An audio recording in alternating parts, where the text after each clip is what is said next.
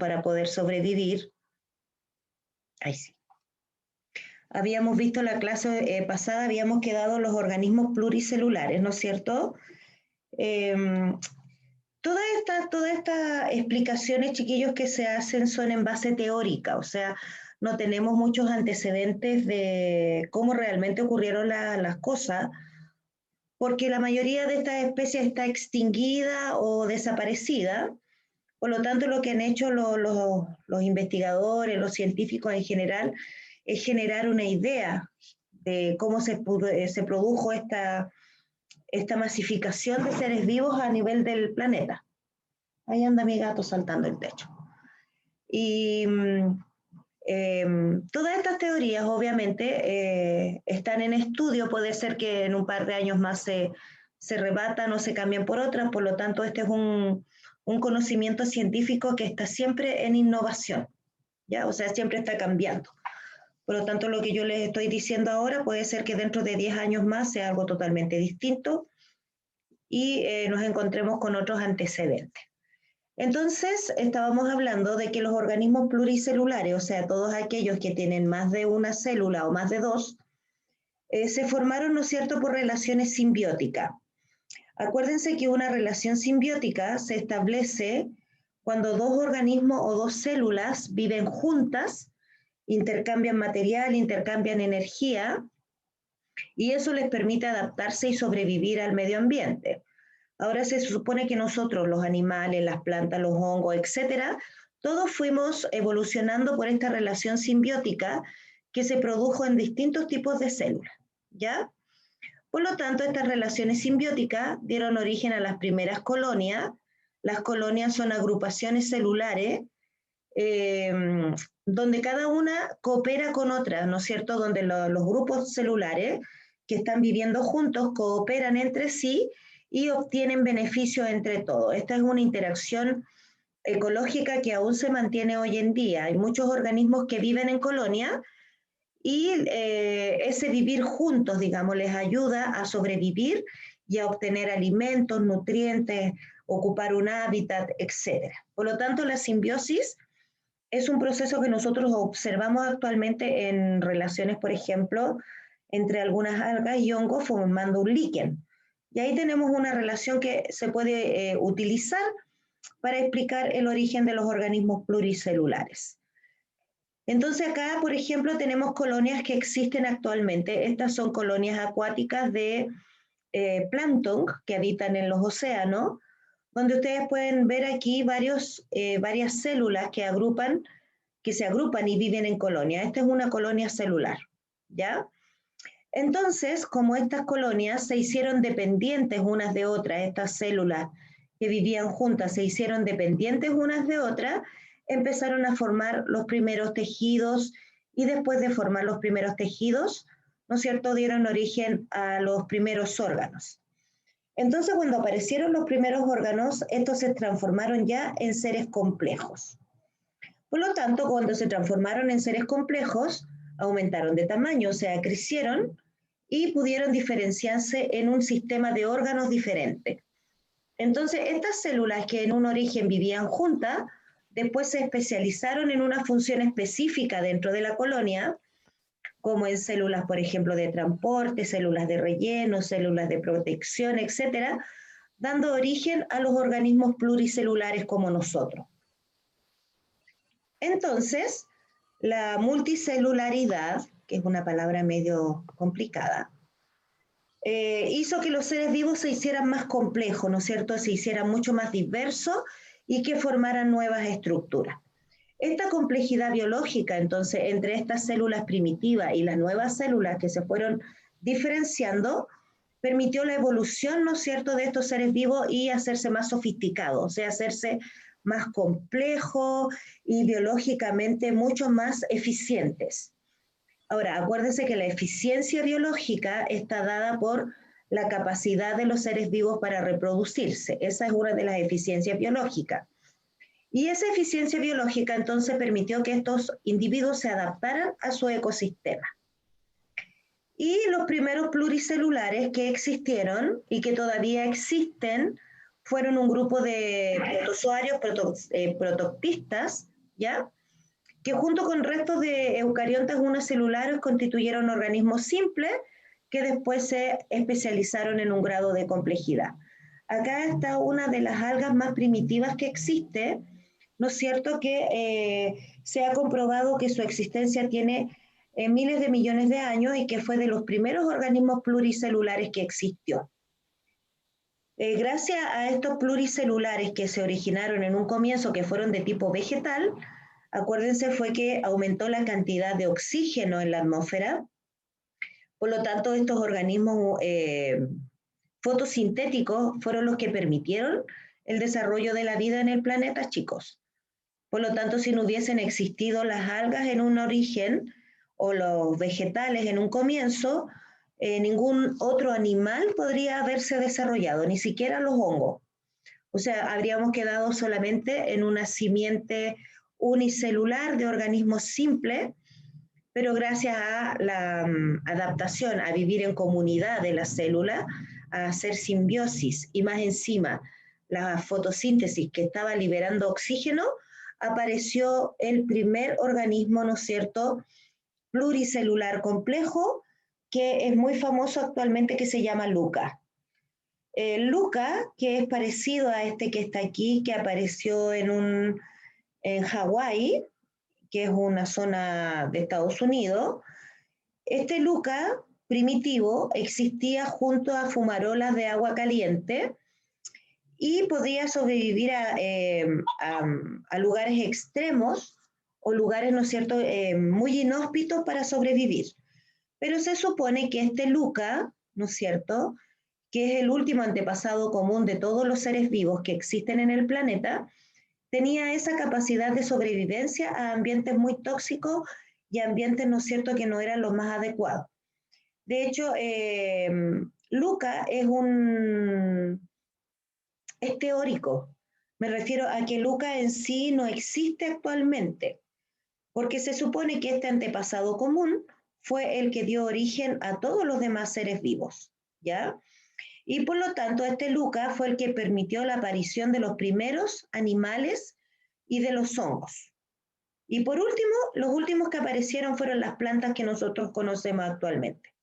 Por lo tanto, las plantas son mucho más modernas que los animales. O sea, los animales aparecimos antes que los hongos y antes que las plantas. Por lo tanto, somos mucho más primitivos. Aunque la mayoría de la gente o de la mayoría del común cree que las plantas fueron antes que los animales, y no, fueron los animales antes que las plantas.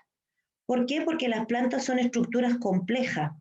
Es muy distinta a un alga. Una alga es un conglomerado de células que viven juntas, ¿no es cierto? Y habitualmente son acuáticas. En cambio, las plantas tienen un sistema de órganos que le permiten producir alimentos, transportar nutrientes, transportar savia, etcétera, etcétera. Por lo tanto, las plantas actuales son muchísimo más complejas que un hongo. Y ustedes podrían hacer una comparación, por ejemplo, entre una planta cualquiera y un alga. ¿Han visto alguna vez un cochayuyo u otro tipo de algas? Las algas son como flácidas, son flexibles, ¿cierto? No tienen órganos complejos. Por lo tanto, un alga es mucho más simple. A la playa, profe. Sí, en la playa podemos ver habitualmente el cochayuyo porque lo tira el mar para afuera. Entonces, si comparamos a ese cochayuyo simple y elemental con una planta, es mucho más rudimentario. Por lo tanto, los cochayuyos son plantas o algas primitivas. ¿Ya? Entonces, cuando ustedes piensen en un árbol, piensen que un árbol es mucho más moderno, entre comillas, que nosotros los animales. Y mucho más moderno que un hongo. Eh, Ahora se les ocurre por qué los animales y los hongos aparecieron antes que las plantas. ¿Se les ocurre por qué? Porque es natural. Pero las plantas también son naturales, po. ¿Qué característica tienen los animales y los hongos que comparten, que les permite haber evolucionado antes que las plantas? ¿No se les ocurre? porque los La animales no... vida, ¿Ah? la vida. Es que todos son seres vivos, po. O sea, se me viene a la mente que nosotros los animales fuimos los que hicimos la naturaleza, entonces, o sea, me refiero a que hicimos la planta, entonces por eso supongo que nacieron después. Más o menos, más o menos. Lo que pasa es que los animales y los hongos se alimentan de lo que encuentran en el medio ambiente. O sea, un animal habitualmente tiene que obtener todos los alimentos del medio que lo rodea y los hongos también. O sea, los hongos crecen en material en putrefacción. Acuérdense que los hongos son los recuperadores del ecosistema. Por lo tanto, como los animales se alimentan, ¿no es cierto?, de otros animales o de otras algas, por ejemplo, o de otras plantas, fueron primeros, porque ellos obtenían alimentos del medio ambiente. Y como ellos obtenían alimentos del medio ambiente, producían material fecal, ¿no es cierto?, material de desecho, y además que ellos mismos también se morían, po. Entonces, como había material en descomposición en el hábitat en ese tiempo, emergieron los hongos. Y los hongos emergieron para poder recuperar todos esos materiales que generaban los animales para que no se produjera un desastre ecológico como una gran infección. Entonces los hongos son súper importantes porque ellos recuperan y descomponen todos los materiales en el ecosistema que los animales producimos. Entonces, como los hongos producían nutrientes para el suelo, producto de la descomposición de los cuerpos anteriormente nombrados, surgieron las plantas. ¿Por qué? Porque el hongo, la planta encontró un suelo rico y fértil en nutrientes, ¿no es cierto?, y en cosas necesarias para poder desarrollarse. Por eso primero fueron los animales, por ser buenos para comer. Dime. O sea, es una pregunta medio rara, pero ¿por eso como que se le entierra a las personas bajo tierra? Sí. O sea, técnicamente se entierran en una caja, pero ¿por eso se le entierra bajo de tierra? Sí, por eso se sepulta a la gente, porque, ¿no es cierto?, el proceso de descomposición orgánica, cuando uno muere y empieza a putrefactarse el cuerpo, es muy tóxico, produce muchas toxinas y además que proliferan bacterias patógenas. Entonces, cuando tú lo entierras, permites que los hongos del suelo y otros organismos que hay ahí produzcan la descomposición de ese cadáver y que las sustancias útiles de él, ¿no es cierto?, vayan a dar a la tierra y después sean absorbidas por las plantas que hayan cercanas. ¿Ya? Por eso se sepulta en general a los cadáveres, porque si no se produce una infección y una contaminación ambiental tóxica muy importante. En general, la putrefacción es muy rápida. Nosotros nos empezamos a putrefactar prácticamente a las 12 horas después de haber muerto. Entonces, por eso hay que sepultar al sujeto o introducirlo en una bóveda donde pueda realizarse ese proceso de descomposición. Acuérdense que nosotros somos materia orgánica. Por lo tanto, como dicen por ahí, polvo eres, en polvo te convertirás. Ah, entonces, por eso cuando, o sea, las investigaciones dicen hay que hacer, por ejemplo, eso cuando tienen que pedirle investigar el cuerpo, tienen que hacerlo rápido así, porque Sí, después se descompone. sí. Y si tú, por ejemplo, si hay que investigar a ese cuerpo, hay que congelarlo o hay que embalsamarlo para que no entre en proceso de descomposición. Eso, profe, disculpe, ¿qué es lo que hace? O sea, sé lo que hace, pero ¿con qué se hace para que evite la descomposición? Mira, en ese caso se sacan todos los fluidos corporales y se reemplazan por un producto químico que conserva los tejidos que se llama formaldehído. La formalina, entonces se saca, por ejemplo, la sangre del sujeto y se reemplazan todos los fluidos corporales por formalina. Entonces el formaldehído impide que las bacterias se multipliquen y que el cuerpo se descomponga. Entonces por eso pueden embalsamar a una persona y exponerla durante varios días por ejemplo, no sé, pues si muere un papa, hacen eso para que la gente pueda ir a verlo y todo lo demás. Pero en general, cuando tú vas a tener un cadáver por varios días, se le inyecta formaldehído en todos los lugares del cuerpo, ¿no es cierto? Principalmente en los vasos sanguíneos y en los vasos linfáticos. Así tú matas las bacterias y ese cuerpo no se putrefacta, ¿ya? Eso se usa también en biología cuando uno trabaja con material orgánico para conservar los órganos los órganos, los tejidos de animales y plantas, se usa la formalina. Cuando ustedes ven, por ejemplo, de repente que conservan en algunos lugares, bueno, ya no se puede hacer eso porque está prohibido, pero antiguamente uno podía tener fetos en el colegio, se conservaban en formalina, ¿ya? Para evitar la descomposición. Bueno, volvamos a nuestro Lucas. Acá está Lucas. Entonces, Lucas, ¿no es cierto?, es el antepasado común de todos los seres vivos, ¿ya? Lucas es la abreviación de su nombre en inglés, last, ¿ya? Que nos da como antecedente del organismo que dio descendencia a todos los seres vivos que tiene la Tierra. Por lo tanto, Lucas es nuestro progenitor. Todos nosotros tenemos a Lucas como progenitor. Y acá están, chiquillos, los calendarios geológicos que se han creado por los científicos, donde intentan dar un orden de aparición de todos los seres vivos.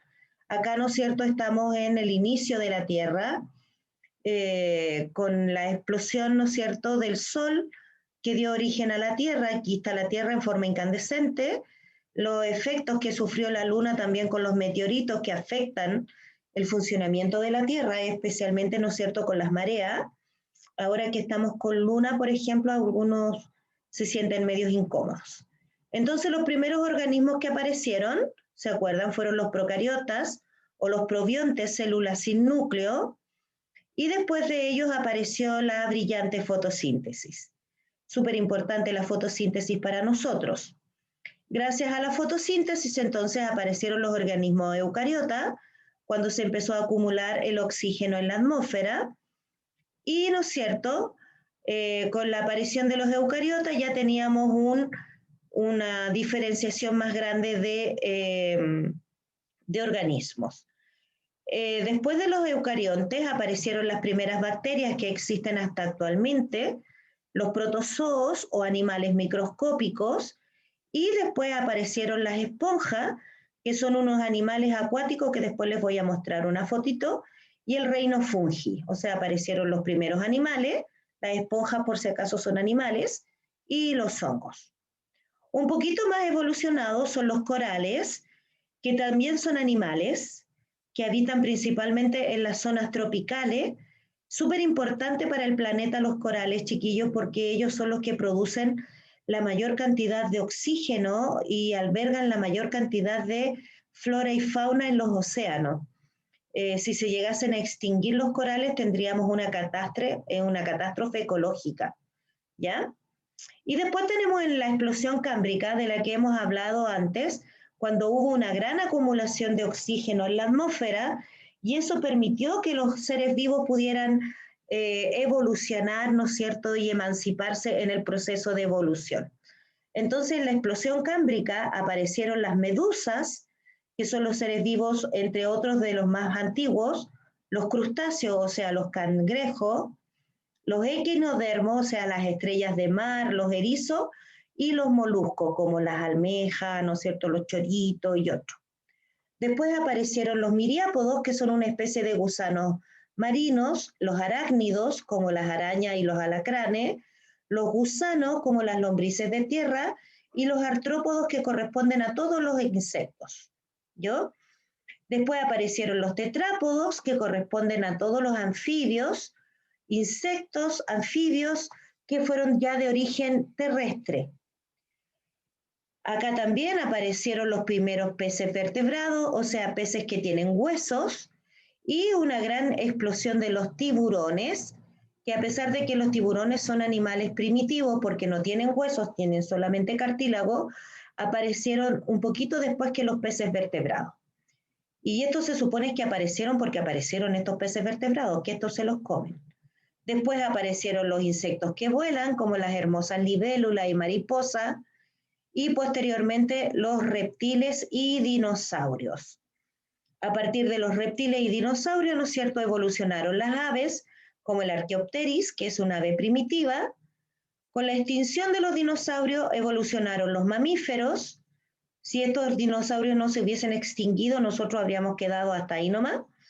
Pero como ellos se extinguieron producto de un desastre climático, evolucionaron los mamíferos, aparecieron las plantas con flores, junto con ello evolucionaron las abejas, súper importantes para el ecosistema, y después de todo eso aparecieron los primeros primates, como los gorilas, los orangutanes, etc. Y después de los primates aparecieron los primeros homínidos, de los cuales evolucionaron los humanos, ¿ya? Entonces aquí aparecieron los primeros Australopithecus en África, los cuales descubrieron el fuego.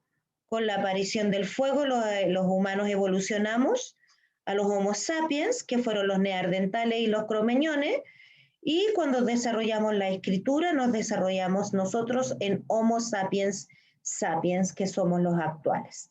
Todo esto ocurrió en la era cenozoica, ¿ya? Entonces ahí tenemos un calendario geológico. Y acá tenemos un calendario que es de tiempo. De tiempo significa que dividieron los científicos el proceso evolutivo en 24 horas. Entonces, a la hora 12, como el año nuevo, se formó la Tierra, ¿no es cierto? Y a las 2 horas se formaron las primeras rocas más antiguas conocidas, de las cuales hay restos fósiles, por eso ellos elaboraron esto. Esto está elaborado, chiquillos, en base al registro fósil que han obtenido de la Tierra, ¿ya? A las 5 horas encontraron los fósiles más antiguos, los procariontes, o sea, fósiles de bacterias, ¿ya? A las 6 de la tarde o a las 6 de la mañana aparecieron los primeros organismos fotosintéticos. Y a esa hora empezaron a producirse, ¿no es cierto?, los primeros organismos, hasta que a la 1 de la tarde apareció el oxígeno libre en la atmósfera, ¿no es cierto? Y una vez que apareció el oxígeno libre en la atmósfera, encontraron los primeros fósiles antiguos de eucariontes entre las 4 y las 5 de la tarde, ¿no es cierto? A las 8 de la tarde aparecieron los fósiles más antiguos de pluricelulares. Entre las 9 y las 10 aparecieron las plantas que invaden la tierra firme. A las 11 las plantas con flores. Entre las 10 y media y las 12 los dinosaurios. Y poquito antes de la medianoche aparecen los primeros Homo sapiens. O sea, nosotros estamos apareciendo casi al final del día de la evolución, ¿ya? Y este es un reloj que utilizan para explicar cómo aparecieron los primeros seres vivos basándose en el registro fósil. Esto lo hicieron basándose en los estudios de carbono 14 que se han hecho en todos los seres vivos fósiles que han encontrado. Y acá tenemos la importancia del oxígeno que apareció en la Tierra.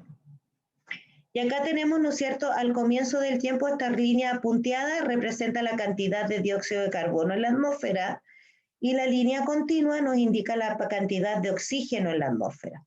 Como podemos ver, cuando se formó la Tierra en los primeros tiempos, ¿no es cierto?, la cantidad de oxígeno era rudimentaria, o sea, existía en muy pequeña cantidad, incluso cuando se formaron las primeras células, incluso cuando aparecieron los primeros fotosintetizadores, ¿ya? Y hace 2.600 millones de años empezó la producción de oxígeno, obviamente porque ya habían aparecido las primeras células fotosintéticas. Entonces, cuando apareció este oxígeno en la Tierra, lo primero que hizo fue oxidar los metales que existían sobre la corteza terrestre. Por lo tanto, por eso, ¿no es cierto?, no aumentó aquí abruptamente la cantidad de oxígeno terrestre. ¿Por qué? Porque tenían que oxidarse los metales primero, como el fierro y otros metales de ese estilo, el fierro, el cobre y otros.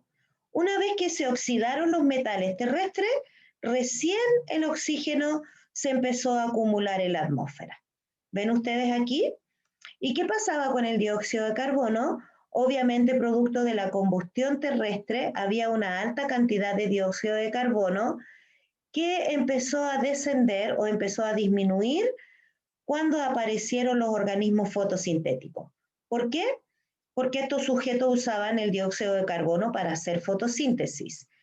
Entonces, como empezó a aumentar la cantidad de oxígeno, empezó también a disminuir la cantidad de dióxido de carbono porque proliferaron las células fotosintéticas.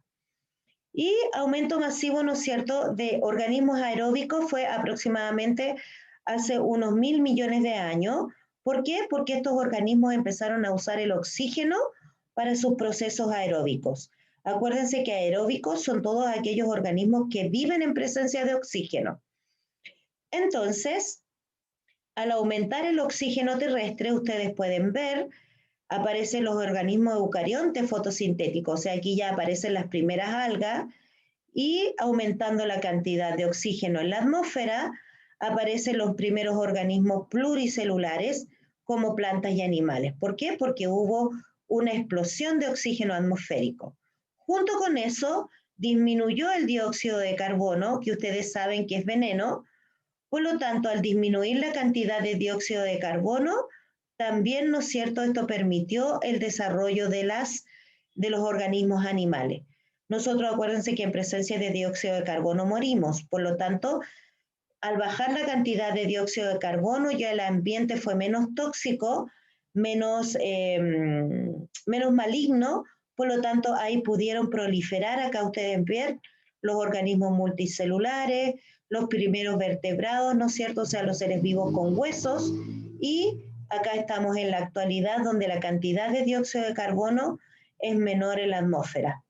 Claro que con el calentamiento global yo creo que esta curvita va a subir acá, porque tenemos mucho dióxido de carbono producto de la industrialización del planeta. Y este oxígeno entonces se ha mantenido constante en el tiempo, permitiendo que haya vida en la Tierra. ¿Ya? Esto no ocurre en otros planetas, por eso no hay vida en otros planetas. No se produjo esta conjunción entre la baja de dióxido de carbono y el aumento de oxígeno, porque no han aparecido organismos fotosintéticos. Al no haber organismos fotosintéticos que produzcan oxígeno, difícilmente va a haber vida en la Tierra. Y estos son los seres vivos más primitivos que yo se los iba a mostrar para que ustedes los vean. Acá tenemos esponjas, que son animales marinos.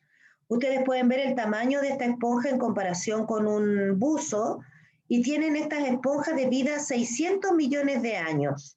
O sea, estos organismos han sobrevivido a todas las hecatombes ecológicas y se han mantenido en el tiempo, ¿ya? Entonces estas esponjas, que tienen distintas formas y distintas características, habitan en la Tierra desde el periodo cámbrico, ¿ya? O sea, hace millones de años atrás. Por lo tanto, cuando ustedes escuchen hablar de una esponja, recuerden que es un animal primitivo y del cual de estos animalitos primitivos evolucionaron los demás seres vivos. ¿Qué tenemos acá? Otros seres vivos que son primitivos y que existen actualmente, o sea, nosotros los podemos ver o los podemos encontrar en algunos lugares. Miren, la medusa es un animal absolutamente primitivo, es pariente de las esponjas. Esta medusa se caracteriza porque es sumamente elemental, tiene un cuerpo formado básicamente por algunas terminaciones nerviosas y estos tentáculos que le permiten capturar a las presas porque son carnívoras y producir algunas toxinas que le permiten paralizar a la presa para poder atraparla.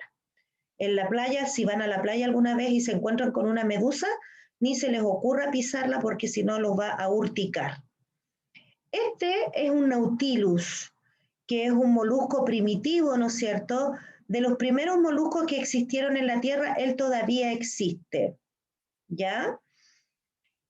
Este es una variable de crustáceo que existe en las costas de México, actualmente en peligro de extinción, porque lo usan mucho para estudios científicos, tiene una sangre que es antibacteriana, pero aún existe actualmente. Este menos simpático es un pez primitivo que se llama lamprea. Como ustedes pueden ver ahí, tiene una boca llena de como colmillos o dientes con los que se adhiere a los otros peces y raspa la piel del pez y se alimenta de él de sangre. ¿Ya? Este pez es un esturión. Como una sanguijuela. Similar a una sanguijuela. Con la única diferencia que esta lamprea llega a medir 1,5 metros de longitud y puede llegar a pesar hasta 5 kilos. O sea, es bastante grande y bastante feíta ella, estéticamente. Se ve recuática. Sí, y sí. Este pez es un esturión. Este esturión es un pez primitivo del cual se saca el caviar, chiquillo. De las huevas de este se saca el caviar, por lo tanto también es una especie en peligro de extinción. Ha sobrevivido millones de años, pero actualmente con el asunto de los cambios de hábitos alimenticios de algunos que tienen mucha plata, están extinguiendo el pez porque le sacan los óvulos para comérselo en forma de caviar. Este que está acá abajo es un pez de profundidad, también muy primitivo, uno de los primeros peces óseos que existió, ¿ya? Y también es un animal carnívoro que habita las profundidades oceánicas, afortunadamente. Esta hormiga es una hormiga acuática, es de los primeros insectos que apareció y se caracteriza porque tiene un aguijón en la zona terminal del abdomen, y de esta hormiga acuática se supone que evolucionaron todas las que son parientes de las avispas. Tiene la misma estructura corporal que las avispas, por lo tanto se supone que es el antepasado común de esos insectos. Y este pez se llama el pez duende, que también es un pez primitivo, que se caracteriza porque tiene una mandíbula móvil que la puede extender hacia el exterior, ¿no es cierto?, estirar esto como una trompa y atrapar a sus presas. También es un pez de profundidad. Y esta protuberancia que tiene aquí actúa como un radar de las presas, digamos, ¿ya? Y acá tenemos nosotros animales que han sobrevivido millones de años y que los podemos ver aún actualmente. La mayoría de ellos vive en áreas tropicales donde el ambiente es menos tóxico o menos frío para su desarrollo, ¿ya? Por lo tanto, chiquillos, estos son fósiles vivientes. Todos estos animales dan antecedentes del proceso de evolución e innovaciones biológicas que han existido. Y aquí está lo que a ustedes no les gusta, las actividades para desarrollar sobre innovaciones. Yo le voy a transformar este PPT en PDF y lo voy a subir al WhatsApp de biología para aquellos que lo quieran ver ahí.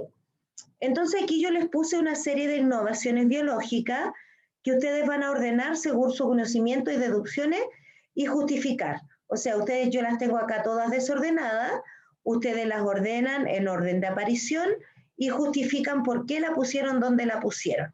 Obviamente con antecedentes bibliográficos que están incluso aquí en el PDF y en las clases, ¿ya? Por ejemplo, la respiración anaeróbica, cuándo debió aparecer, cuándo aumentó la concentración de oxígeno, cuándo aparecieron los organismos fotosintéticos, etc. Entonces ustedes los ordenan en listita y al ladito me ponen por qué lo pusieron ahí.